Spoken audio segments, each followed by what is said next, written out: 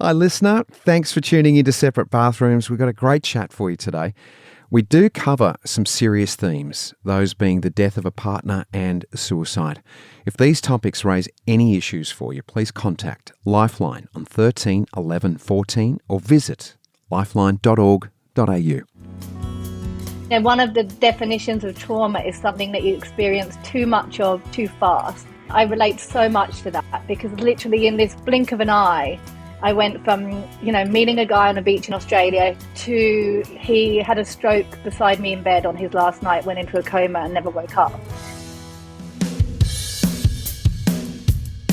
Hello and welcome to Separate Bathrooms. My name's Cam Daddo. This is my wife, Ali. Hi. How are you? I'm good, thank you. Oh, okay. Look, we've been through a lot on this podcast. We've, if there's a spectrum of relationships, we've covered a fair amount of the graph, from the desire to have a relationship to courtship to sustaining long-term relationships and just about everything that's in between. True. And one aspect, though, of the relationship we really haven't heard much about or discussed is when there's a loss of a partner in your relationship, and how do you get through that when a lot of us are just expecting that we're going to live long lives together and share it with that special someone. Yeah. Today, our guest lost her husband very early in their marriage. She was in her early 20s when he passed away from cancer. We'll find out how she was able to move on. Amy Molloy has experienced a lot. Today she is remarried. She has 3 gorgeous kids and what reads as an amazing career. She's an influential voice across print, podcasts and television in Australia and the UK. She's a content creator. She's a ghostwriter. She's an author. She's also the creator of the book Writing Remedy. Maybe I could use that as I attempt to write my book. Maybe. I'll have to ask her. Let's welcome Amy Molloy into the bathroom. Hi, that was a welcome. What an intro. What a list of amazing achievements. Go you. Like, that person sounds impressive. That was great. Thanks. You've got a lot of pots cooking on the stove. How do you make it all work? I do. Sometimes better than others. Sometimes it goes smoothly and sometimes it does not, but we find our way. Now, is your husband, is he from the UK as well? No, he is very Aussie. Oi, oi, oi. I tried to convince him to come and do this podcast with me, but media is such a different world to him. He's an environmental scientist, right. So he just doesn't understand what I do at all, which is actually really fantastic, and probably what I need. So he has no interest in being on anything. Amy, can we give him a name? We can. He is called Kurt.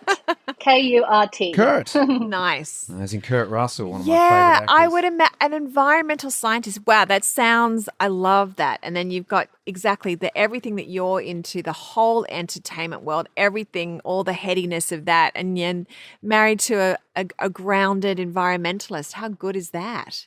So he literally looks after the rainforest and sand dunes and bushland of Australia, and then here's me writing my silly little podcasts and books and doing my thing. So we go together very well because we come from very different worlds. Yeah. Well, you're both looking after very important aspects of our community. Right. You're looking after the health and well-being of our emotions. That's right.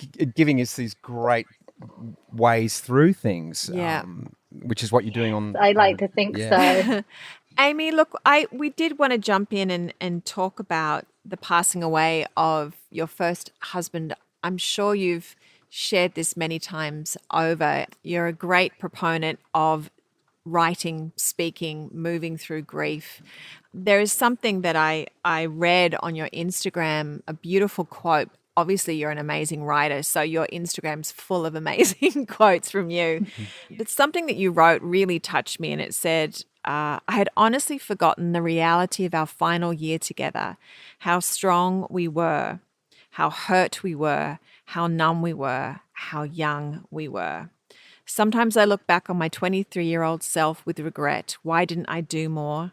In my dead husband's diary, I finally realized I did more than anyone could ever imagine. Can you unpack that a little bit more for us? What did you mean?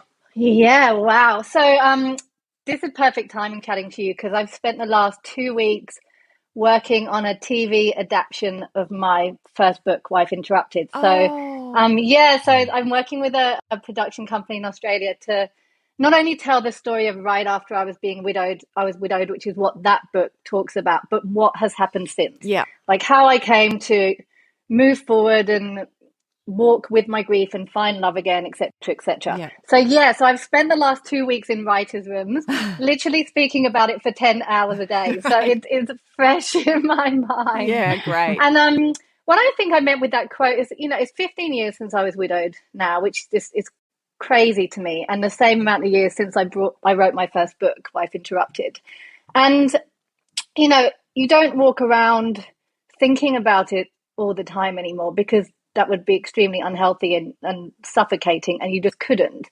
And so the good side of that is that you don't feel the grief so strongly or often ever until there's a reminder. But also on the flip side of that, you also don't remember what you've been through. Mm. So, now I'll get triggered because, or, I'll have a fear that my now husband can't understand, if one of the kids gets sick or something happens, and I will kind of go to a catastrophic place because of Yeah, everything I've been through.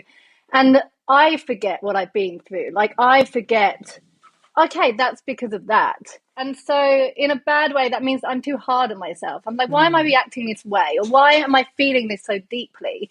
And so I think that the beauty of having it written or having a journal, which I wrote the whole time my husband was in treatment, or having his journal, is that I can look back and say, that is why I feel this way. Like, that is yeah, why sometimes an everyday thing that someone else wouldn't impact them, I feel it so deeply. yeah, And like I said, I was 23 when I nursed a man to his death.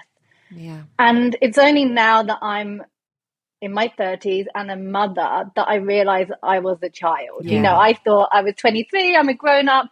I'd already nursed my dad through cancer with the help of my mum. And so I felt like I was, a woman of the world at 23. But now I look back and that innocence and youngness and the weight that I took on in caring for him, it's just so big, and it's good for me not to downplay that yeah, sometimes, so that I can understand myself and my reactions. yeah. You talk about your reactions. How did his death change your outlook? Oh man, do you know it's still changing me? It's still like I'm in therapy. I'm recently back in therapy during COVID, as many people are, I'm Yeah, sure. yeah, Because, that stirred up a lot for me as well. Like I have health related PTSD yeah, because I just saw too much too young. My dad was paralyzed from Hodgkin's lymphoma when I was 17. He survived and learnt to walk again and is now in remission and is incredible superhuman. But then I literally came out of that experience to my fiance at the time being diagnosed with incurable cancer. So in like those formative years, I learned yeah, that, terrible things happen and people die and can't always be cured. And so I've really had to fight. And, my most recent book is called The World is a Nice Place, because I really had to fight against that negative bias that I had, that, the worst things are going to happen. yeah, And I really had to kind of lean into like, the world is a nice place. Good things happen. People get cured. People don't get sick. People are in relationships forever. Children are born. And I really had to trust that side of the world exists too. And I yeah, still have to work on that every day, yeah, because I still will have that tendency. Like I said, one of the kids gets sick and I go, this is it. Or, my husband's stuck in traffic and isn't home when he's meant to. And I'm like, the car crashes happen. This is that. The phone call's coming. So it still lingers, but I now know how to work around it. And of course, the flip side of that is that, the cliche is true. It taught me that life is short, that to be so grateful for the life that I have now, and the fact that, I had another chance and I've got kids and a husband, and to just be so grateful for that, and to use what I went through, of course, to help other people. yeah. And, there's ended up training as a counselor a couple of years ago because I had so many people coming up to me at events and speaking gigs telling me their stories. And I felt so ill-equipped sometimes to respond in a positive or a useful way. So I trained as a counselor and specialised in grief. And a big part of dealing with grief is finding meaning in it. And that's what I've done by talking and helping other people to write about their experiences. Like, what did that grief mean, or what did that experience mean, aside from it just really freaking hurt? What wider impact did it have? So yeah, that's how I found myself to really specialize in what I call storytelling for healing, which is helping people to share their experiences in a way that helps them heal and helps other people to heal too. Thank you for sharing that. I'm always find people that go through such massive life changes, such deep griefs, and come out wanting to still, in the memory of their child, husband, mother, whoever, wanting to make a difference and wanting to channel that grief into something positive for themselves and for other people. I think it's just one of the most beautiful, gracious experiences that people can get themselves to. And it's to your credit, that you've gone on from that experience to help, I'm sure, many people through your own pain. And thank you for doing that. It's really the only way I know, funnily enough. I mean, I've always been a writer. So people ask, why I started writing about it. Number one, I was just a writer. I was in journalism, studying journalism at university when my first husband got sick. And I finished my degree just before he died. So I was just a writer through and through. And also he asked me to write it. So we sat in chemo and I would nag him to write in a journal. And he said to me, like, you need to write our story. I want you to write it. But he said, if you do, I want you to tell the truth. Like, I don't want this to be some pretty depiction of loss and grief. And I don't want you to prettify what we've gone through and what you do next. Yeah. And, he got what he asked for. Like, my first book was, it was controversial and wonderful. And it really, at that point, 10, 15 years ago, no one was talking about what grief can look like and how crazy and messy and confusing and not always like PC and how people can disagree with how you grieve. And so I've really gone out there to try and tell the truth about what that can look like and take the guilt off people who are acting in a bizarre way, because grief makes us act in ways that we never might have thought that we would before. Pardon my ignorance, but how long were you guys together, you and your first husband, before he? A very short space of time in comparison to some. So we had been together as just a couple for about a year. A very like hard and fast love, as you are when you're 22. He was slightly older. He was 30. And then he was diagnosed when we'd been together about a year, and then he died within a year. So this would all happen within the space of 2 years. And, one of the definitions of trauma is something that you experience too much of too fast. Right. And I think that was what I relate so much to that, because literally in this blink of an eye, I went from, meeting a guy on a beach in Australia who was a surfer and full of life to he had a stroke beside me in bed on his last night, went into a coma and never woke up. And that was within, 2 years. So to kind of process and move on from that was just a lifelong project, which is still ongoing. Yeah.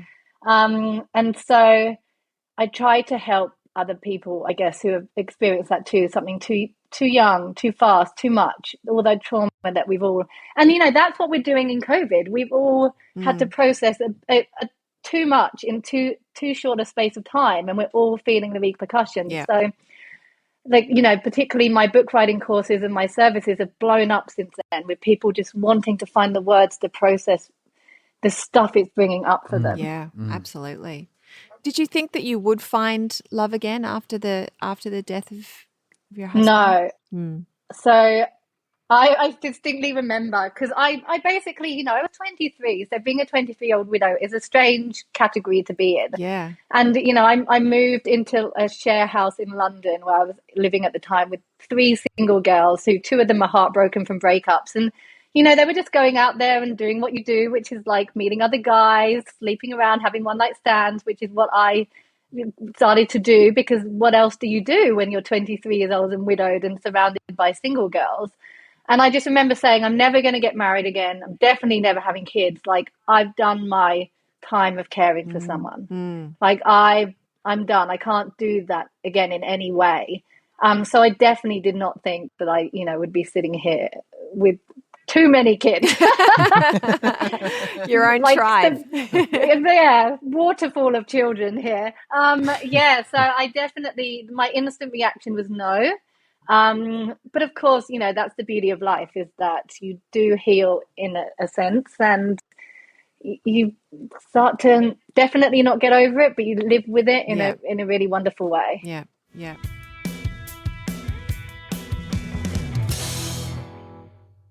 I've never experienced grief like what you have. We've certainly grieved moving. Like we moved away from a 25-year home back to Australia. I've heard people say that losing a loved one, they say that, you get the birthdays, the Christmases, the anniversaries, they're the hardest part. And then the 6-week mark is something, evidently. I mean, maybe you can sort of help us understand that a bit more. But then what happened with us when we moved over, we got a lot of attention early, very quickly, and then it dropped off. Is there any similarity to that with losing someone? Absolutely. And I'm so glad that you're talking about grief in relation to an experience like that too, because I talk a lot about living grief and, the experiences that we grieve that aren't losing a person. And again, that's what we've all done this year. We're all grieving. Yeah. And it's something I talk to my therapist about a lot because I've had to grieve. My parents haven't met my 1.5-year-old. I had to grieve them not meeting her ever as a baby. They will only ever know her as a toddler now. And there's huge grief in that. And funny enough, that brought up grief for me of my dad being sick, something that I thought I had dealt with years and years ago. But, something like moving house or losing a job, becoming a mother, all of these come with their own kind of grief that we really need to talk about because if we can name it, it can help us to cope with it. And like you said, like you get that kind of grace period of 6 weeks where all the attention is on you. People are coming over, they're bringing food, they're calling all the time. You can talk about it as much as you want. Yeah. And then it's to no fault of anyone. I do it for people grieving too.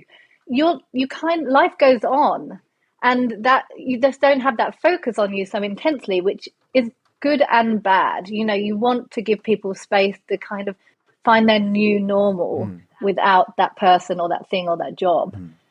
But it can leave you feeling like lost and you don't have the attention from a purely ego point of view. You're suddenly very alone. And if you've lost a partner, that becomes so apparent when no one's calling every night anymore. Yeah. No one's, people were sleeping over at my house after Owen died. And then, of course, they don't anymore.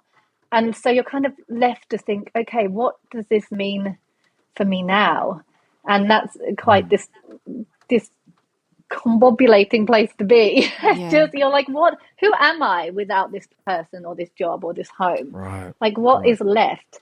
In regards to the anniversaries, I'm strange about this. I definitely know that for some people that it's such a hard time, like the wedding anniversary, the anniversary of deaths and things. That's never been a big one for me. I try to purposely I maybe on a subconscious level, not notice the dates on that time. So all mine around June and July. I've got like when Owen was told he only had 6 weeks to live, when we got married, and then 3 weeks later when he died. So I've got them all in this very tight time frame. And I often get to the end of July and realize that I actually didn't notice those dates go by at all. So that I'm sure that's kind of some kind of self-protection on my part that I've chosen at some point not to acknowledge them. I know that some people really like to do something special around those dates. But for me, I just like to just get on with my life. Yeah. And I used to feel guilty when I skipped over those dates and suddenly realized and hadn't done anything. but I definitely don't anymore. I know that it's a better choice for me, and that he would just want me just to be living my life. He wouldn't personally wanted me to be doing a big thing on the anniversary of his death. He'd rather see me playing with my kids at the park, or just doing my work, or going to the gym, or like any tiny thing. He'd rather be seeing that. Yeah.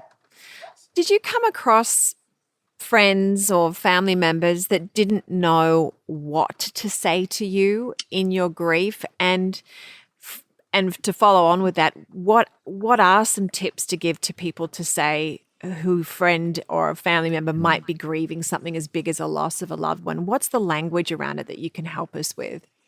I mean, pretty much nobody knew how to talk to me. Yeah. Because my friends were in their 20s. I mean, how on earth could they? Of course. But even, you know, my parents didn't know how to talk to me because they had no experience of having a daughter who was widowed at 23. Yeah.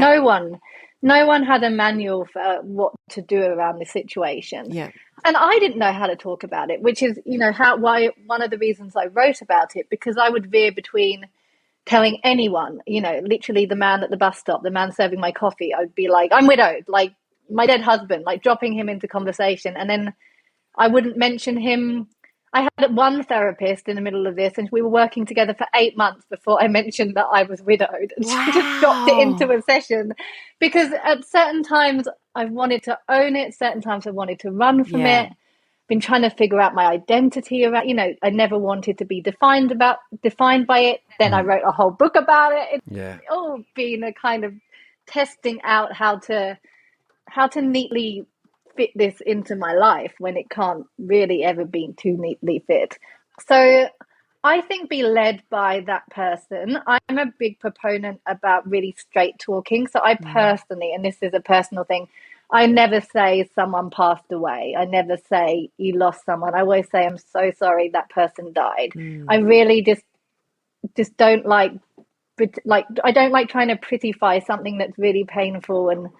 And the same, I recently had a friend whose husband just killed himself. And again, like the same, trigger warning to anyone, but like I don't personally like, you know, took his own life. I just like to use the words that describe the situation. Okay. Because I don't want there to be any shame, or I just like to be really direct about it. And that's what I also like when people are talking to me, and just to ask the person what they need. Like, what do you need from me? And offer, because they won't always be able to tell you, but offer some options. Like, do you want me to come around and sleep over at your house for the next week? Do you want me to call you every day? Do you want me to would you prefer if I just text you every day? And even if you don't get a response, that's fine. Like, just think of some really practical things that you can do. Because I think when you say to someone like, can I do anything? When they're in the midst of grief, they don't know. Yeah. They don't know the answer. Yeah. They don't know what's going to make them feel better. So giving them some options, kind of like, you know, when someone has a baby, they're saying they're so sleep deprived and like overwhelmed that they don't know what they need. But if you say, okay, I can drop dinner on the doorstep at 7 o'clock. You don't have to answer the door. I'm going to leave it on the doorstep. Then I'm going to leave. Like, that is perfect for me. Or I'm going to come over. We're going to watch a movie. We don't need to talk. I'm just going to sit with you and we're going to watch a funny movie. Yeah. Like something that you are giving to them, but they don't need to give you anything back because they are not going to have anything left to give. And then as time goes on, not to feel like you need to bring it up a lot, but when there's an obvious time to bring it up, don't be scared of doing that. If it's 2 years later and you're watching a TV show and someone loses their husband, don't make it the elephant in the room that you don't say, like, are you okay? Like, this must be bringing something up for you. Or is that how it was for you? Like, don't just make it unsaid with this awful, awkward silence. Just bring it up like you would anything. And if they want to talk about it, they can. And if they don't, they don't. Yeah. That's my personal advice. Everyone is so different. That's the hard thing about discussing something to do with loss. So I think you do need to just be really honest and open about whether people want to talk about it at all, and when and how and what words they use. And, you know, I have a lot of, because I'm of the age with people having babies at the moment, I've got a fair few friends who have had babies die recently or have had miscarriages or stillbirths. So that's one that I think is really important, to not be afraid to talk about their babies and use their names. And, Yeah. I'm always really careful to, if someone's had a stillbirth and then has had another child, to count both children. You're a mother of two, you're not a mother of one. Yep. And I think those little things that you reference make such a big difference to people who've lost someone. Great advice. Whew, it's incredible. Incredible. I mean, what you're really talking about is being aware, aren't you? And absolutely, and aware of your language, aware of it's hard because I never want people to feel so pressured that they then don't say anything, because that's where people get to, why we don't talk about death, because we're so scared of saying the wrong thing that we say nothing at all. Yes. But notice how someone talks about the person they've lost. Like, do they use their name? Do they say he died? Do they say I've lost him or her? And I guess reflect that back, because they're using that vocabulary because that's what makes them feel able to cope with talking about it. And so, be aware of what they're saying and trying to reflect it back, because that's respectful, I guess, to me. Such good information.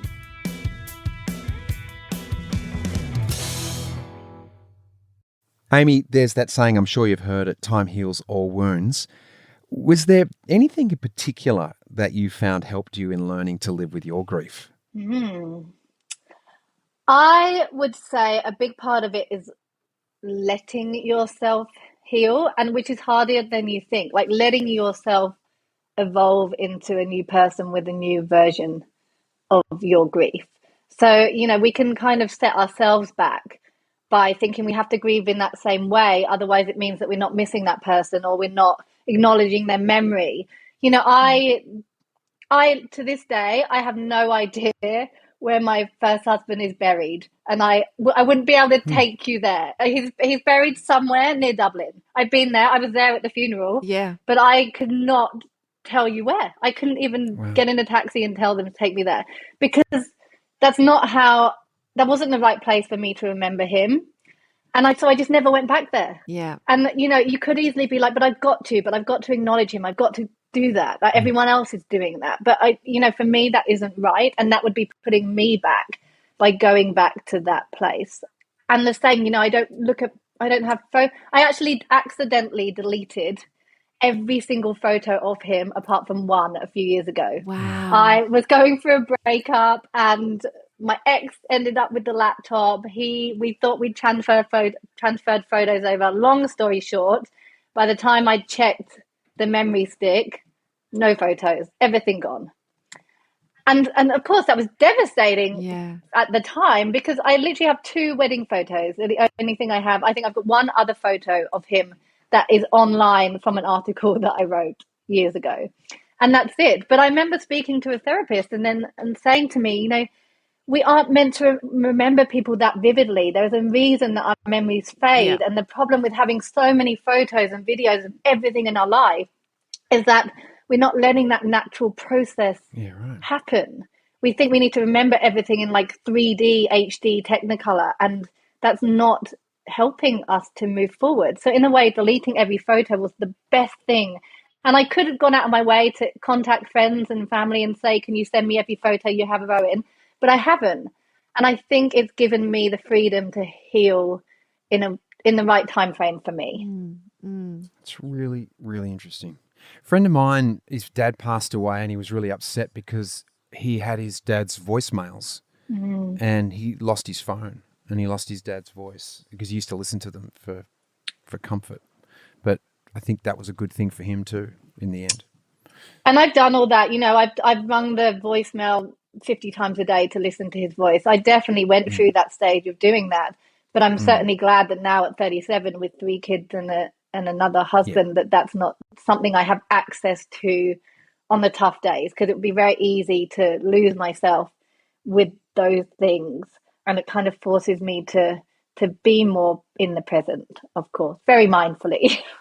Before we get into, I just want to mention your podcast, because we're going to get into the 2-minute shower, but you're involved in a podcast. It's called The Space. It's on Nova. It's fantastic. They're very short little little like 4 or 5 minute snippets. Tell us a little bit about that briefly. Well, I was thrilled because I have been yattering on about mindfulness for 15 years. So my dad taught me to meditate when he was sick when I was 17. And so I've been meditating in some form or other way before it was trendy and anyone was talking about it. And I was trying to pitch articles on it to editors and they were saying like, what is this wacky thing? No one cares about this. And then of course, meditation, mindfulness took off. But like I said, I live with a scientist atheist. So I've had to learn to package up mindfulness in a way that is not too wacky or hippie. And also I appreciate that we are all incredibly busy people and we need things that are short and sharp and impactful. So Nova came to me and said, we want to start this mindfulness podcast that's not like anything else out there. We want no BS mindfulness, very practical, no crystals, no omming, no sitting on a cushion for 10 hours. Like we want anyone to listen to this show and get something out of it. So yeah, I've written about 590 episodes now. Wow. Because they're all 5-minute episodes twice a day, one in the morning to rev you up and one in the nighttime to wind you down. And I write every one and they're voiced by the wonderful Casey Donovan. Yeah. So that's a lot of mindfulness. That is. It's incredible. How do you not repeat yourself? Because you're I being don't very know, to be mindful about honest. it, probably. I've been very mindful about it. And I mean, of course, coincidentally, COVID hit, when we were planning it. And so it just, we've had about 1.7 million downloads now because it just came at a time when everyone was so desperate for some help. Yeah. And so there was no end of content because, we started having Zoom fatigue and then we weren't seeing our family and friends. And now we've had re-emerging in society, which has brought up a whole other wave of anxiety that we never expected. We all thought we'd be so excited to get out in the world. And I'm speaking to people who are just all over the place. So it's certainly served up no shortage of topics for us to address. But yeah, I love it. And I love that the people who tell me they love it, I never thought would be listening to a mindfulness podcast. Never. I expect my yogi friends and stuff to love it, but I've, husbands of friends who are like big burly police officers and never would be seeing a therapist and coming up to me saying they listen to it on the way to work or they use it after a hard shift to wind down, and that is just gold to me. I love it. Yeah. Well, in the spirit of keeping things short, we do a 2-minute shower. Keep your answers brief. What was your nickname growing up? I didn't have one, but Owen, my first husband, called me Moxie. Moxie. Yeah, Very Moxie nice. Malloy. It's still my Gmail email address, Moxie Malloy. I love it. Yeah. What is your best quality? Having the difficult conversations. Who do you admire? Oh, do you know, it's awful. This is so cheesy, but my current husband, he's a freaking superstar. I love that. What does your perfect day look like? All on the beach. I'm learning to surf with my daughter. So a whole day on the beach with the kids and that is it. That makes me happy. Yeah. Is there one moment in your life that you would like to revisit? Oh, having my first baby, for sure. There's a video online that's been watched by like 150,000 people of her being born. And yeah, it was wonderful. Amazing. Have you ever thought about putting Lotus's birth online? Or because we've got the video of that. No, I've not. Do it. Lotus was born underwater. She was like this little flower coming up out of this muddy water. So was my first daughter. My husband had a GoPro strapped to his wrist to try and film it. Yeah. So yeah, we have got an action shot at the end. Pretty amazing, right? Fantastic. It's hard to forget it. Yeah. Last question. What the world needs now is? Storytelling. Ooh. Haven't had anyone say that. I No. love that. That's amazing. Particularly storytelling for healing. Yeah. Of course. Yeah, there which you you go. are teaching. You are a proponent for. What Amazing. it's all about. Amy, thank you. And to you, listener, more info. If you want more info, anything and everything Amy Malloy does It's amymalloy.com.au. I went there and there's a ton of stuff to do. So, Amy, thank you so much. My pleasure. Thank you so much for your time, Amy. Thank you, Amy. So helpful. Thanks, guys. Well, that was really informative. Just what a heartfelt, kind person. I actually got a little emotional. Yeah. I got really misty. Didn't know what to say. You know, I felt like one of those people that just doesn't know what to say in times of grief, rather. And I think that she had some wonderful suggestions. Yeah. You know, and I'm sure a lot of those were based on what her experience was. Yeah, exactly. And, you know, someone that studied it, helping other people with it, writing about it, you know, that's so true. You know, we need to tell our stories. We need to get our stories out there and share them so people don't feel so alone, because I think that's so often how we feel in grief. And as she was saying, grief in so many different ways. It might not be the loss of a partner or a loved one. It might be the loss of a house, a job, a country, you know, a lifestyle. We've all come out of a particularly grieving time with COVID. And, you know, I think it's, you know, sometimes we measure our grief from other people and go, oh, well, my life isn't as bad as that, and dismiss our feelings. And I think our feelings are incredibly important no matter what we're feeling. We've got to go through the grieving process and take care of ourselves in the best way possible. I ain't got anything to add to that. It was beautifully put. Well done, honey. All right. Well, thanks so much for listening. And thank you, honey. Thanks for sharing that. That was really special. It was. We'll be back next week with another episode of Separate Bathrooms. Take good care of you and yours.